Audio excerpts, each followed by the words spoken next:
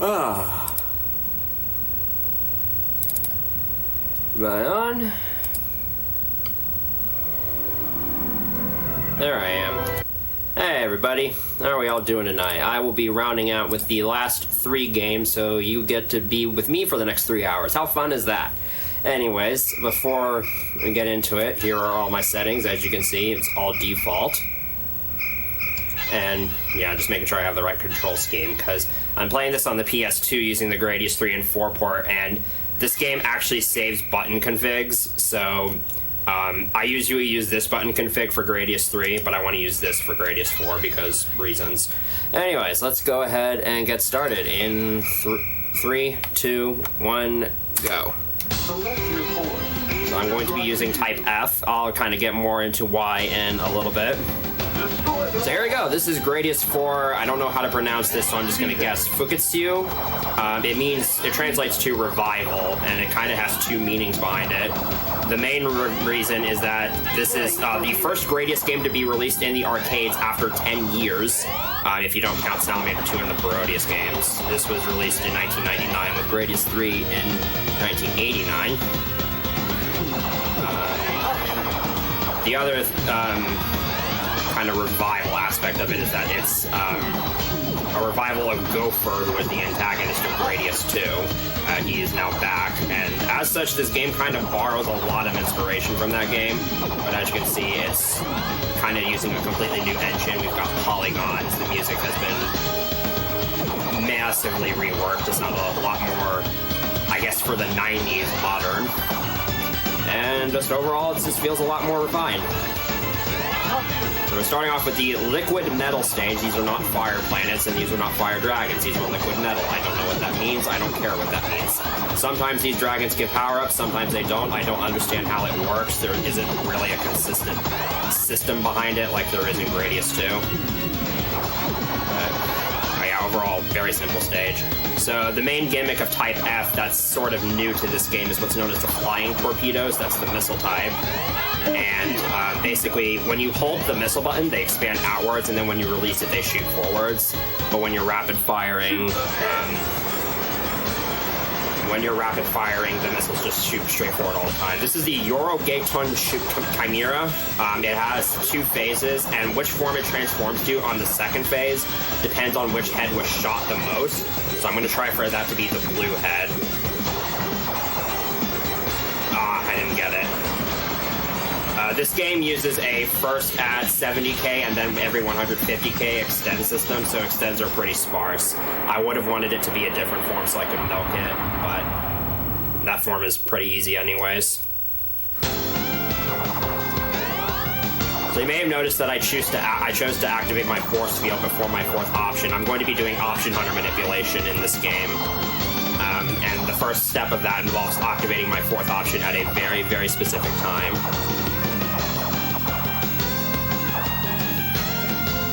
Right there. So this sets up the option hunter to appear at a very specific point in stage 4, and that's only the first step of the manipulation. It's going to continue throughout the entire first half of the game, assuming everything goes right. By the way, this is the best song in the game. It's called Demeter. I shouted out Laser Track Productions in my Nemesis 2 run. I'll shout them out again. They have another piano cover of this song on their channel as well. This song actually translates really, really well to piano, so definitely check that out. But yeah, this stage has a lot of these plants that sort of like furl inwards as you shoot at them, and then they snap back out. One of the things the developers wanted to do with this game is kind of give it a bit more like interactive elements. So like you're not just shooting random enemies that pop up on screen. Like the stage itself is almost kind of toying around with you, and you'll see that in just about every stage. So like again, these plants are one of them. I'm going to be trying to, again, like I said before, I'm going to try to rack up as much score as I can because extra lives are very sparse in this game, and I am probably going to die somewhere. For instance, this upcoming section has these little seed pods that bloom out and shoot. I guess that's pollen. I don't know what that is. But if you wait for them to fully bloom, then they release all those seed pods, and I can use that to kind of get a nice amount of score here.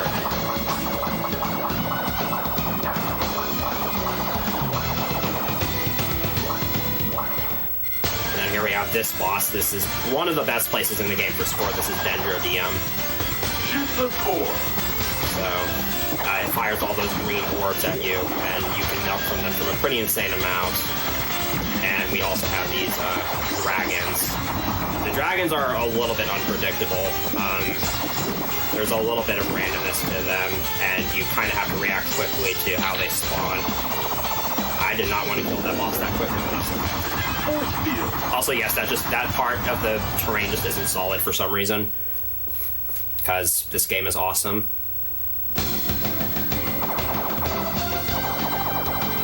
Okay, so now we're coming up to my least favorite stage in the game. This is probably one of the most, in my opinion, one of the most random and inconsistent stages in the entire Gradius series. I'd say there's about a 75% chance I'll die in this stage, and the run will end up unrecoverable. Which is not a good thing to say for this stage in the game. This is yet another game that I would say is very marathon unfriendly. But yeah, this is the bubble stage. These bubbles are an absolute nightmare. So when you're playing this game on easiest difficulty, you can just tear right through them with no issues. But if you're playing on higher difficulty settings, the bubbles have more health. They have longer invincibility frames as they split apart, and they split apart more erratically. And not only that, but the longer they go without being shot, they'll actually regenerate some health, which makes the regular laser effectively useless against them because of the reload times it has. So that is the main. This stage is the main reason why I am using Type F, because Twin Laser plus Flying Torpedoes provides a very heavy forward firing advantage, and it makes clearing out all the bubbles here very, very efficient. But of course, there's also the added issue of the fact that there's just a lot of randomness to this stage.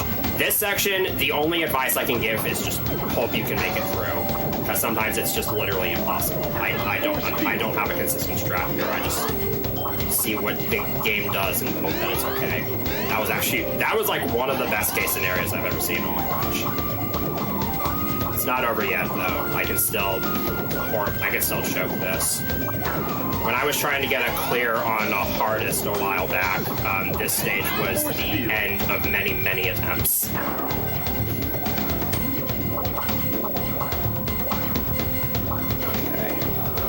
That crystal's getting out of the way. That's good. Well, I actually made it past this.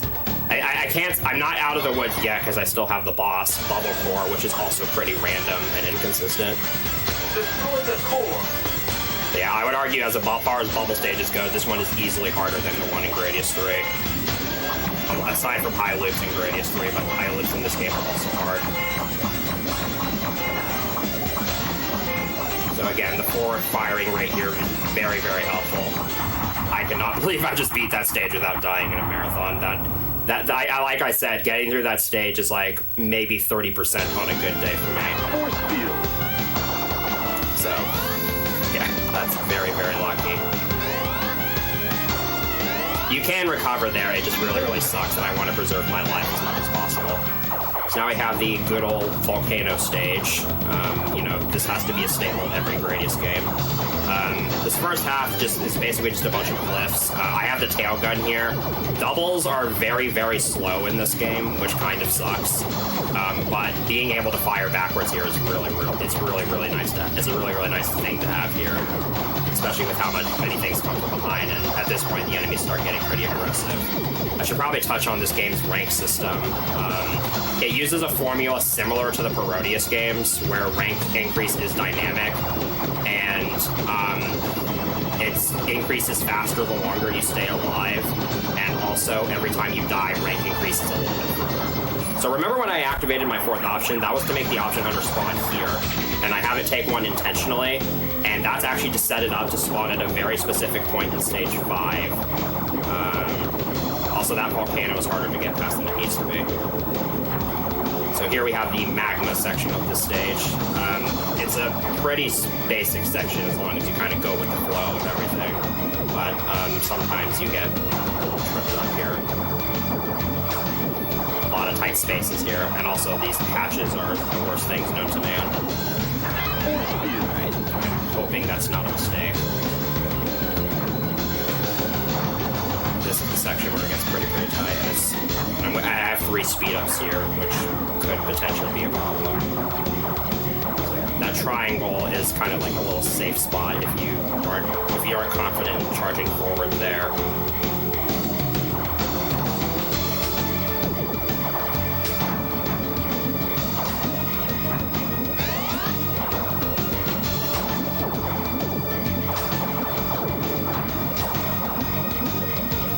Now things are going to get really, really intense. Oh my goodness. Yeah, this section isn't really that hard, as long as you kind of anticipate that it's coming.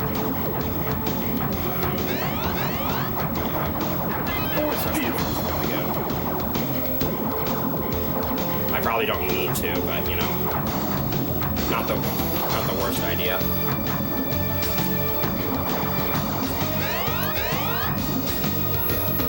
Okay, we're finally coming up on this stage of the boss. This is the Gilador. I don't know how you pronounce it.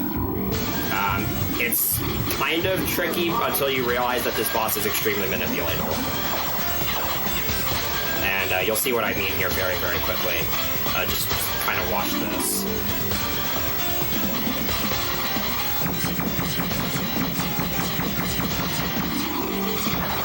So yeah, it doesn't start charging until it can't shoot its lasers at you any further. So you can take advantage of that by just kind of hiding out in that corner. And then you basically just lead it in a straight line here. And let your options take care of it. Okay, so believe it or not, I would actually consider that the easy portion of this game. The game takes a bit of a difficulty spike here. So first things first, I want to switch back to the twin laser. Because tail gun isn't going to do me jack in this stage. And then I also need to make sure I'm ready to reactivate my fourth option. So once the vertical screen scrolling is unlocked, I'm going to reactivate my fourth option. And provided I don't die between now and the end of the cell stage, which is like 100% I'm going to die at some point between then, this manipulates the option hunter again to spawn at a more favorable time in the cell stage. I don't actually know who found this manipulation. I did not come up with it. I first learned about it from Seahawk027's original videos in this game. So here's the, classic Moai stage. There are way too many Moais here to be able to comfortably get rid of all of them. So it's basically just a matter of keep shooting, use the terrain to your advantage, try not to crash into anything, and hope that nothing swims past your weapons. This stage is very hard to get through. Then I put it lightly. Especially here, because now we have regenerating Moais. These Moais can revive themselves after being killed. Very, very fun. And some of them act like red Moais and can turn around and fire a lot more rings. So yeah, this stage is really, really fun.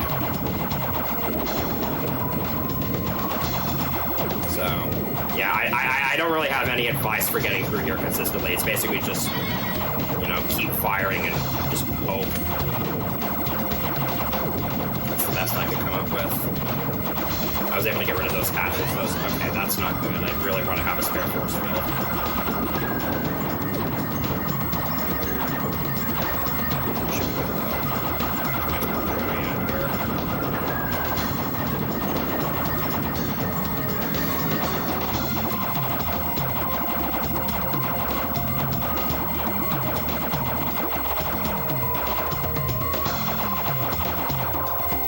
Alright, we're sort of in the clear now. So this Alpha and Omega. This is a really, really cool boss for a Moai stage, in my opinion, because you have the regular 2 big Moais, but then you also have these white Moais that kind of have different attack patterns. Also, the debris from the big Moais can kill you, so be aware of that. That was a bit of a sketchy ending there. Yeah. This game, I know I'm making this look easy, but trust me, it is not easy. This is probably one of the most inconsistent runs for me ever in terms of the Gradius series. And a lot of that is thanks to this stage. So if you've ever played this game before, you've probably gotten walled at this stage before, because it sucks. It's very, very hard. And not because of poor design either, it's just genuinely hard. So first we have this stupid blood vessel network. So you don't really want to shoot out all of the vessels because then it gets flooded, but carving the smallest path possible doesn't really help either. Cannon bullets can go through the blood vessels, and these things come out at a never, like an infinite rate, basically, and I have already lost my force field, so this is already terrible. Yeah, basically all you can really do here is just sit at the front of the screen and again, just pray.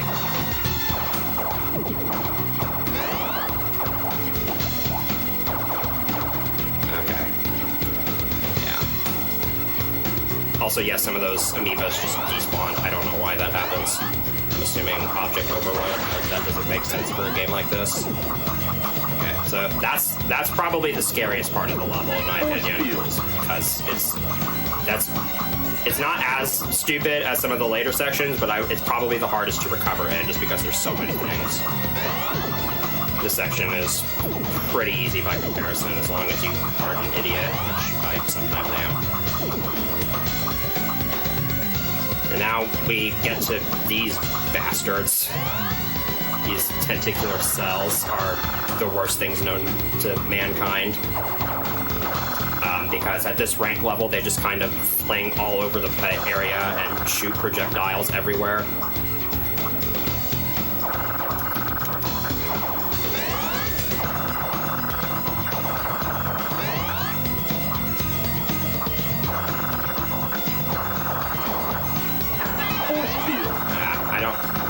Ditching my spare force field there doesn't really matter because I'm probably gonna...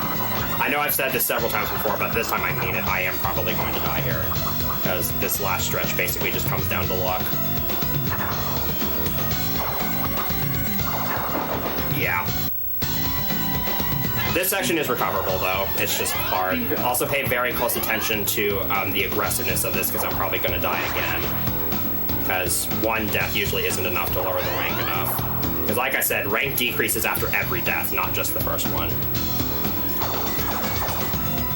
Except I might actually make it through here.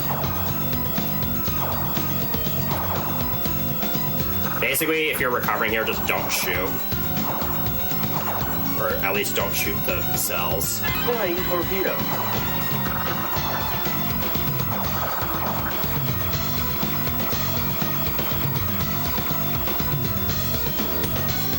Yeah, I expected death. I pretty much never get through this stage without at least one death. If I do, I'm extremely lucky. But now we're coming up on the boss of this stage, which is also just genuinely difficult because it's a fight that's all about dodging. And dodging is not exactly something I'm good at, so it might take me a couple tries to get through here. Fortunately, you don't get to see... sadly, you don't get to see this thing on full rank, which I'm honestly kind of sad about because this thing is ridiculous at full rank. If you really want to see craziness, you should see what this thing is like on hardest when you get here without dying. It's something, to say the least. Okay, that should not have killed me. Speed up. Hit detection in this game is generally not too bad, but there are some areas where it's questionable. But yeah, this boss just kind of sucks. But yeah, notice how after that death, now it's firing those green projectiles at a much slower rate than it was previously. If I die again, it'll slow down again.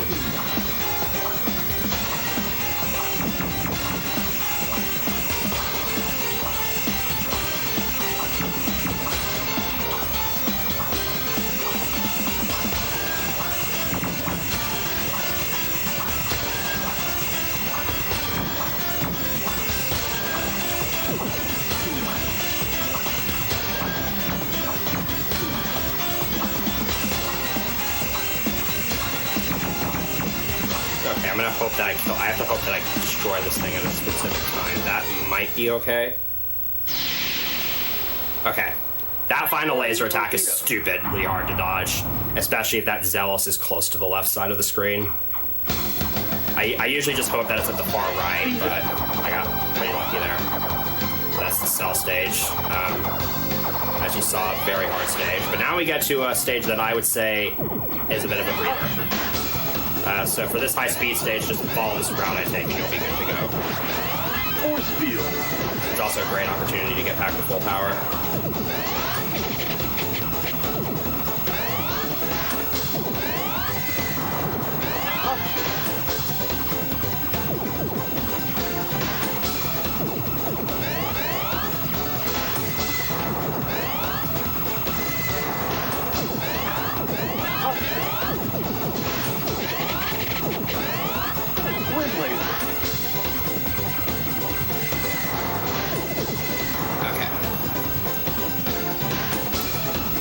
So that's that stage. Again, pretty simple once you learn the route for it.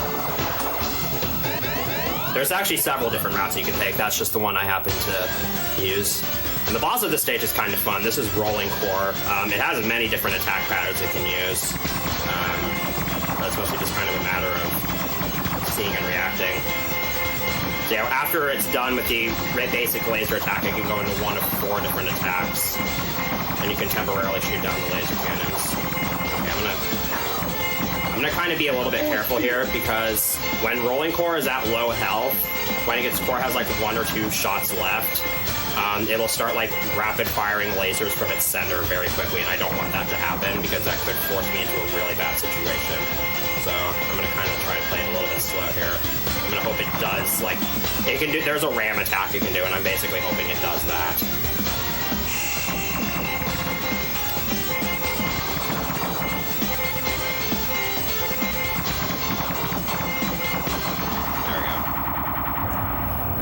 I was able to get it at a good time. By the way, I'm holding off on activating my 4th option again, just so that the option hunter homes in on your innermost option instead of just moving forward in a straight line in this game. So that's why I place so much emphasis on dodging it. But now we're heading into the boss rush. Pretty much all of these bosses here are unique to this game, although a couple of them are spoofs on earlier bosses. So first up, we have Vanishing Core. I think this one's kind of a fan favorite. Because it's kind of got this whole strobe light thing here. This is actually a boss you can farm from, because these missiles are abundant. I'm probably going to play it safe here because I've already taken 2 hits. And like I said, I really want to preserve my life as much as I can.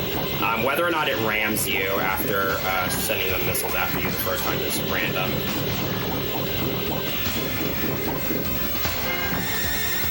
There we go.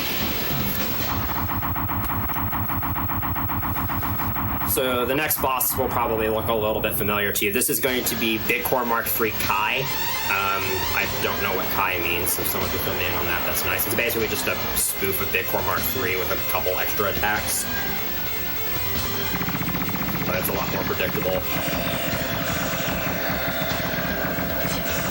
You do kind of have to anticipate what's coming, though.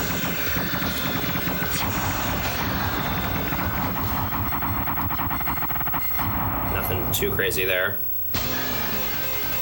And then this one's interesting. This is the covered Tetran. So its main feature are that those 4 arms have shields sort of ish on them that rotate around and can block the core. There are actually 2 ways to destroy covered Tetran. You can either destroy the core or you can destroy all 4 arms. And usually you destroy all 4 arms, but I'm actually going to try and get the core here because I'm just like that. Okay, I got the arms. It doesn't really matter which one you do. I just like to go for the core because it rarely ever happens. And then this boss sucks. Well, it's manipulatable, but it's bad if you don't know how to manipulate it. This is Berserker Core, and it rightfully earns its name. But thankfully, there's a safe spot. If you just sit lined up with the bottom-most assistant like this, it can never hit you. You don't want to destroy both assistants because then the fight gets really, really stupid. Alright. And then this boss is either going to go really smoothly or I'm going to die to it. This is Planet Core. I'm going to try to get a quick kill on it, and I really, really hope I get this.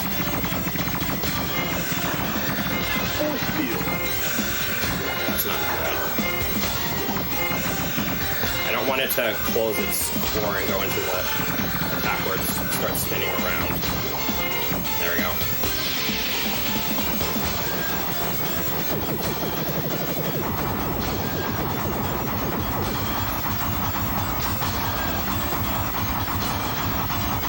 And it takes forever and a day to explode. And we're heading on to the final stage. So if you know what Gradius syndrome is, this stage has that like at a 11 out of 10. It's bad.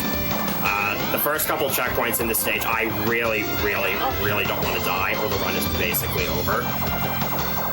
Well, like, you can recover it, but for me, it just does not happen. So, and it's very easy to die in this stage. So. Let's just see what happens.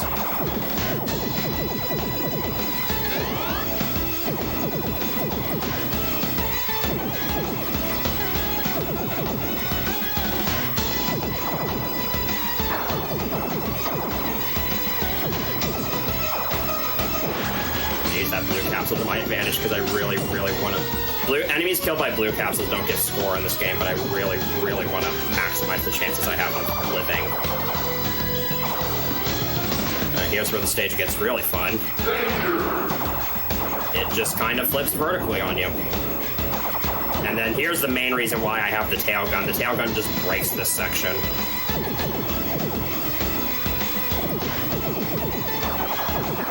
Force field.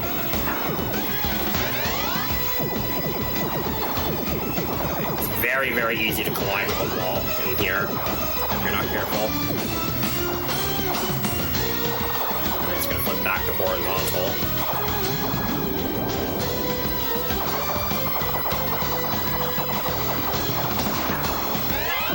Twin laser back so I can have a more rapid forward firing rate. Because there's a lot of enemies here and they fire a lot. Also, it's okay that I activated my fourth option because the option hunter's not going to show up again.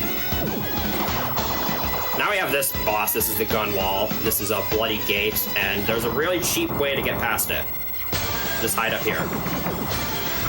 This is a guarantee. Like, if you can destroy, as long as you're able to destroy the laser cannons and you keep shooting, this is a guaranteed safe spot. I'm just going to use this to quick kill it.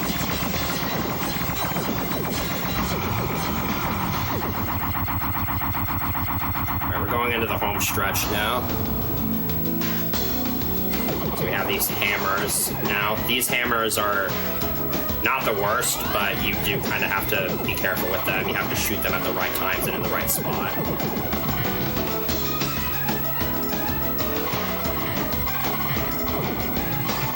a hatch over here I want to get.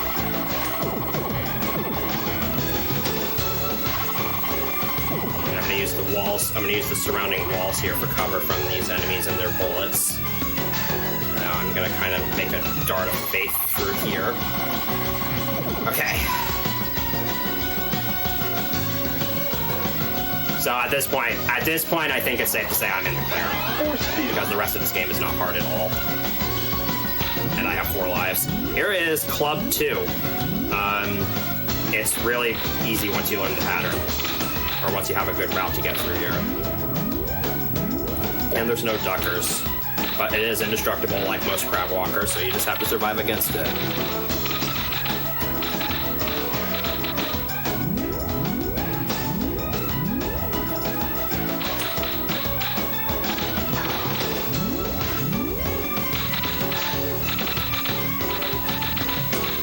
And here it starts ripping out the floor tiles, which is not a threat at all, because you can just hang back.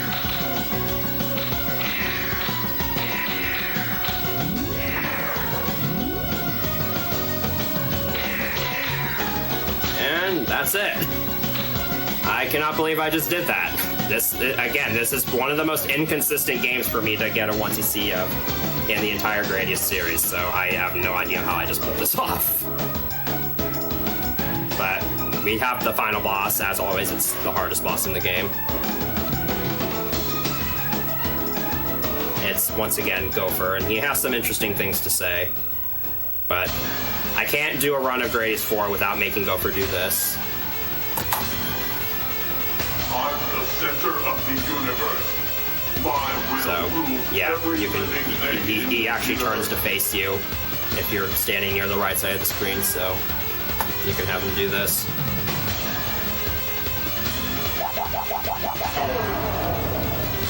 My body will be broken into pieces and spread across the universe. But with every piece, I will be reborn. And time. And you will regret it. Sub 30. I was not expecting that. There you go. That's Gradius IV. That, as far as like 1cc's of this game go, at least successful 1cc's, that was pretty standard. I died a couple times to the cell stage and fluked my way through everything else.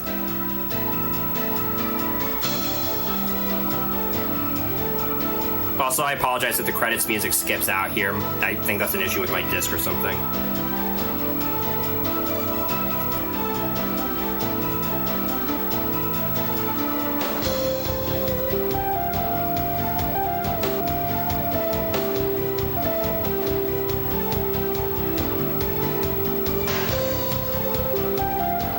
Now, since I finished way ahead of estimate, once the credits are done, I'm going to do something a little bit extra.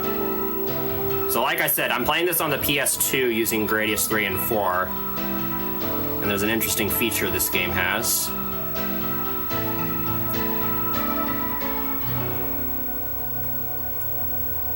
We'll just wait for it to finish. And then I can exit back to the title screen. And so you see this is boss rush mode. Since I finished ahead of estimate, I'm actually going to go ahead and do a run of this on hardest because I'm a sadistic cold bastard.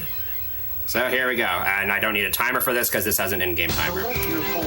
So this is basically fighting all bosses from the first stages on a timer. So I'm going to be trying to kill these bosses as quickly as possible. I don't really have I don't know if I have optimal quick kill strategies for these fights, but I have something that I think looks good. By the way, that's the phase I wanted the Chimera to be in during the actual 1cc run. How do I choose for speed for this? It really comes down to comfort level. But yeah, you can choose how many speed ups you have by just pressing the power up button, but you can't revert unless you die. But you do keep full power regardless of whether you die or not, so that's kind of cool.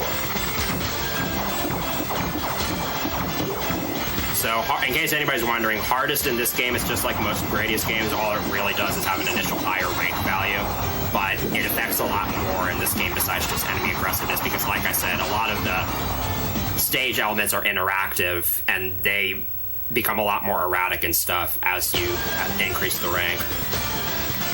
And you'll probably see the difference on a couple of these bosses.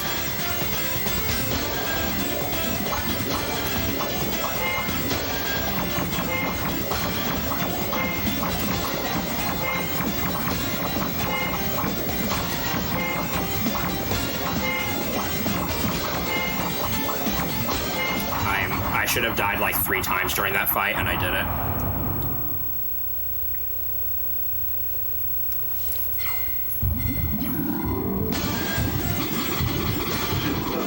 And again, I'm using type F for this because it has the best forward firing rate, which is good for doing a lot of damage to bosses really, really quickly.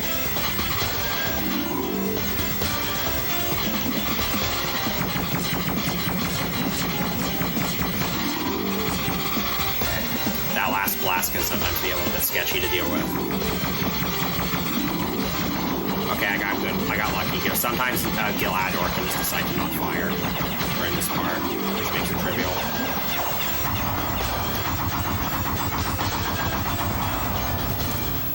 Okay, next 2 bosses have quick kill strategies I can try to employ, but they're pretty tough, and they rely on good option placement.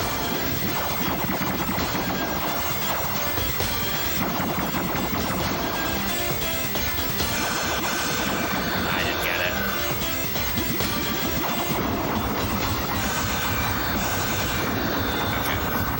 Okay. Again with the sketchy ending to that fight. All right, here's Burial. This isn't quite the full madness that it can be, but you can kind of see it here. I'm going to attempt this quick kill strategy. I literally just learned this like 10 minutes before my run of this. This isn't a true safe spot. You do have to move eventually. And now I have to deal with the brunt of this. But I'd say it's probably like 60% dead or something. But like I said, I do need to kill it at a very specific time. Or more so when it's at a certain position relative to the edge of the screen, and that is a terrible, terrible place for it to be. Okay, I somehow made it through.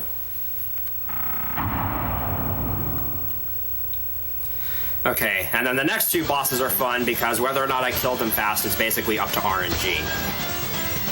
So you basically, if you're gonna grind this out, then you gotta hope you get a good pattern. That's not the best one, but it does make the fight easy. Okay. So at this point, all that's left are the 5 boss rush bosses, because none of the stage 9 bosses are included here.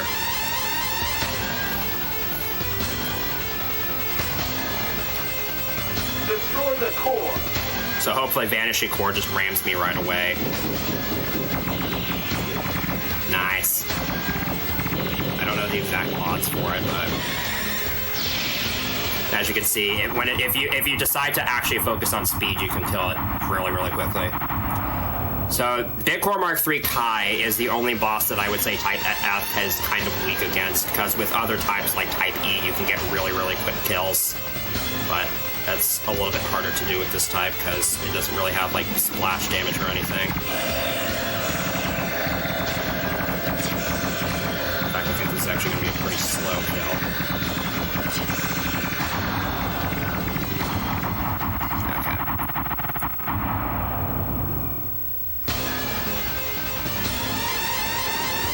Destroy the core.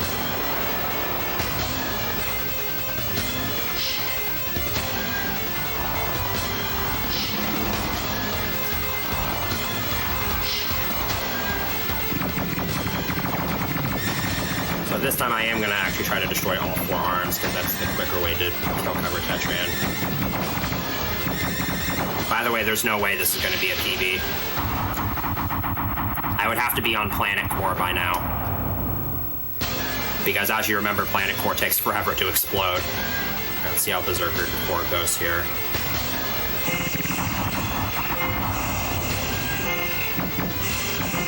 I don't know what happened there, but that somehow worked out. I probably should have died there as well. And one more to go.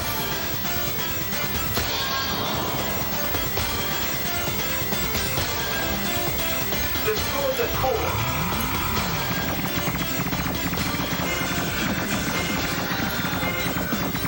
And there you go. That's how that fight is supposed to go. Deathless boss rush mode on hardest too. I cannot believe I just pulled that off. I am not that consistent at this game, mind you. So, wow, I'm speechless. But there you go. That's boss rush mode.